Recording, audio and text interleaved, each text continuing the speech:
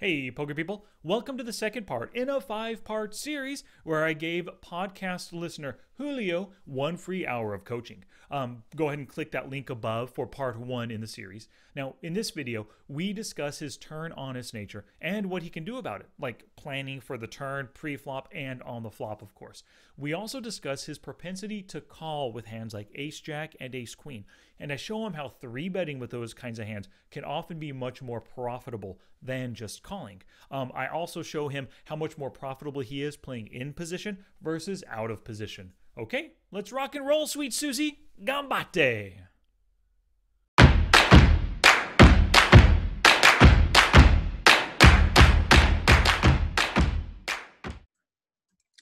So let's go back to this sheet here. Okay, so the first stat that really stood out to me, other than the 3-bet, was your C-bet the flop and C-bet the turn. You go from 75% to 39%. So can you tell me, if you are at a table and you see somebody's HUD stats are 75 C-bet flop and then 39 on the turn, what do you think about that player?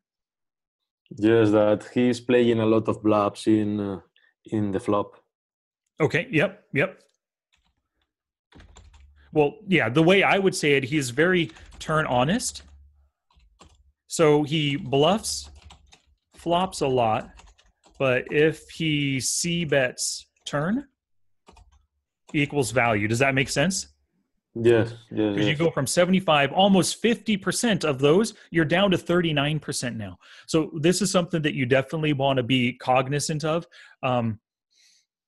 Do you feel that you're pretty turn honest and you only double barrel with good hands or really good draws? Yes, and well, I for the C-bet flop, I also read the stat of my opponent, which is fold to flop C-bet, and if it is something about 50% or up, I do a C-bet. But if this opponent make the call, well, I think the bet in the turn, and or sometimes I don't think that my hand has is not really strong to make another bet. Gotcha. Do you ever look at their fold to turn C-bet stat before you make the flop C-bet?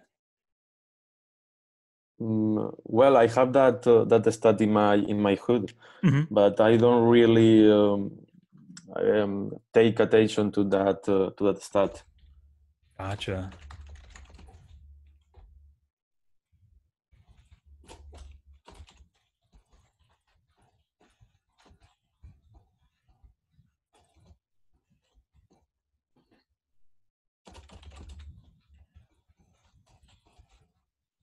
So just take a look at that, because oftentimes what's going to happen is you're going to see that, oh, they fold often enough on the flop, but they don't fold on the turn.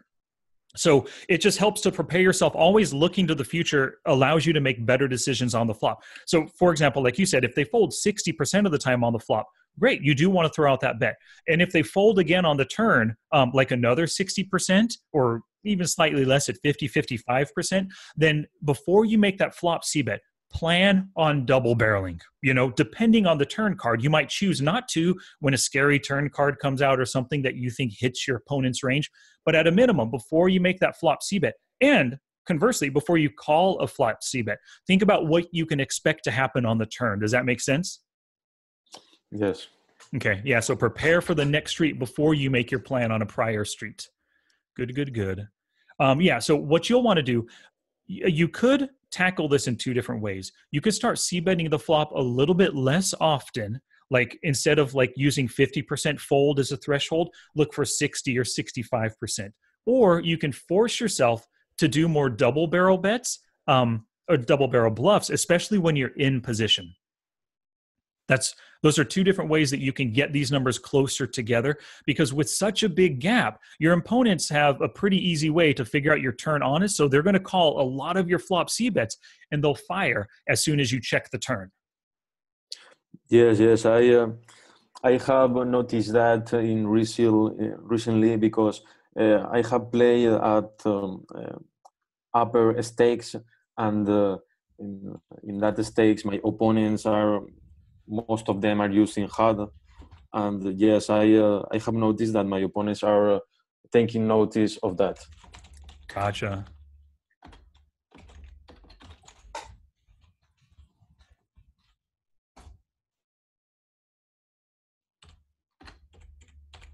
Perfect.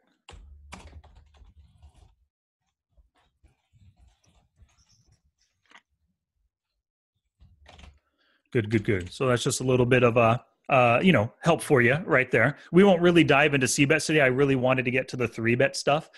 Also calling rivers too. That's an area that you need to work on a little bit. So we'll get to those. Let me see here now. Turn AF, fold to river bet 64. You're a little bit high on the fold to river bet, but I don't think that's a bad thing. We'll talk about river bets in a little bit. What I think your problem really lies around is calling river bets, but we'll see that in a little bit, okay? Let's see here. Attempt to steal, you're on the low side, but if we look at your steal percentages by position, let's go back to statistics. Attempt to steal. You're at 31% on the button and 20% on the cutoff. So you're basically following Nathan Williams, Black Rain's, his ranges. You're following those very well. So it's not like you need to improve this, get it any higher. A lot of players, they're aggressive, so they just like to steal a lot more, So you're at the bottom end, but I think your stealing looks pretty good right now. There's no need to make any changes there. Okay. Yep. And then so this is another thing. I don't want you to start increasing your 3-bets by doing it out of the blinds more. Make it easier on yourself. Start with the in position or the better positions first. But this is something that you will want to increase. You're pretty decent in the small blind. You're at the low end of both though, or both of these, you're within the ranges of winning players, but they could be a bit better. And as you already said, you already know you could. You could probably 3-bet for value a little bit wider, throw in the ace queens, the ace jacks, maybe even a lot more bluffing hands like suited ace 5, ace 4, that kind of stuff. Sometimes I think that when I'm for example, in a small blind, and an aggressor billion bets from the bottom with and attempt to steal of 30%, for example, I think that, for example, if I have an ace jack, it is better to call because he's betting with a very wide range, and if I make the 3-bet, she will fold with worst hands. Mm-hmm. I don't know if that makes sense. No, it does make sense. Yeah. So what a lot of people will tell you is you want to call with those hands that you're going to get everything worse to fold. And that is true quite often. But at the same time, like if we look at your database real quick, so let's just take that ace jack, for example. When you're calling with a hand like ace jack, let's see what not when you're calling, let's just say you're playing with ace jack. Let's see what your current profitability is with ace jack. Okay, positive 52 big blinds per 100 hands. That's the same as 0.5 big blinds per hand. Do you understand the math there? No. So currently with ace jack, you're winning 52 big blinds for every 100 hands. If you just divide this by 100, that's 0.5 big blinds per hand on average. Okay, yes. Yeah. So when you're calling, I'm sorry, not when you're calling, when you're just playing ace jack, you're calling, you're 3-betting, or you're open raising. On average, you're making 0.5.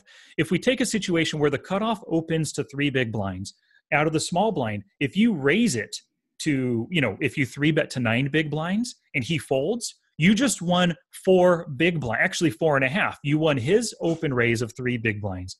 The big blind, 1 big blind, and you won your half a big blind back out of the small blind, right? So by 3-betting with that ace jack, you've just now, instead of winning 0.5 big blinds on average, you added 4.5 to your win rate. Does that make sense? Yes. So if you that's can, a lot. Yeah, it's a really big improvement. If you could do that once every 100 hands, this would be positive 500 if you did that once every 100 hands here. Well, yes. Yeah. So it's just a crazy big difference that it makes to your win rate. And I'll show you in a little bit how much you are losing with calls and how much more you're making with 3-bets. So I'll show you those numbers right now. So as we continue along here, I record your win rates and things are looking really good. Your button win rate isn't as high as you would like it to be, but at least it's positive, right? And we're going to find a potential reason why your button win rate is a little bit low. Now, the reason why I say it's not as high as you want it to be, as your position gets later, you should be potentially entering more pots. And then also you have better position, so you should be winning more pots post-flop. So you go from 9, 12, 28, and oftentimes you want to see this anywhere above 28, 30, 35, 50 big blinds. Do you know what I mean?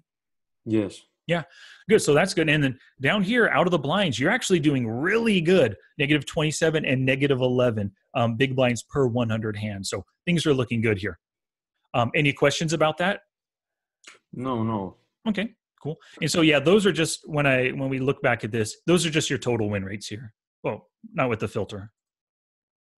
Total win rates right there. Just recording them.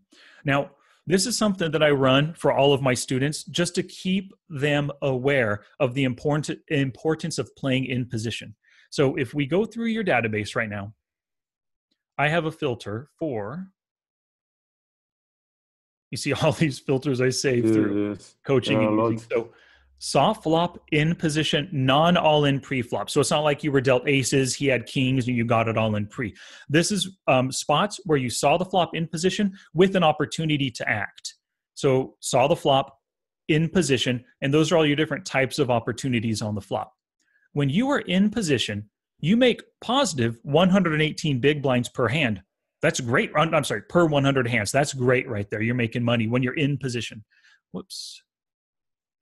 When you're out of position, you're positive, but it's only 8 big blinds per 100 hands, or 0.08 big blinds when you see the flop out of position. So when you're in position, you win that much. When you're out of position, you win that much. So the reason, like I said, I record this stat is so you can see how important it is. No, I shouldn't say important. It's more profitable in position than out of position, right? Okay. So the point here is to avoid calling that much at the blinds, for example.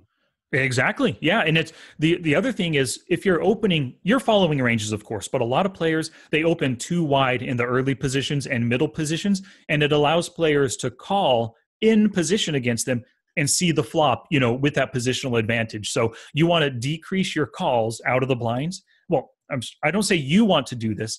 For a player who sees the flop out of position too often, like if this was at 52% and in position was 48%, they would definitely want to call less and then probably open raise less from early position too.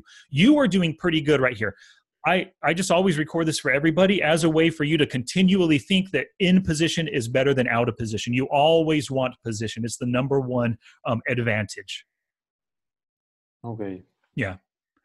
So what I do to calculate this number, it's just you saw the flop in position 3,400 times, out of position 3,366. I just add those together and, figure out what the percentage is. Yes, okay. Yeah, so things are doing good, but obviously you're more profitable in position, so play that way as much as possible.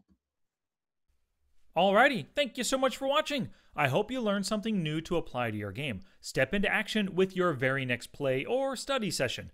Click either one of the links here to watch the next video or to check out the coaching session playlist. If you want me to be your coach, visit smartpokerstudy.com/coaching.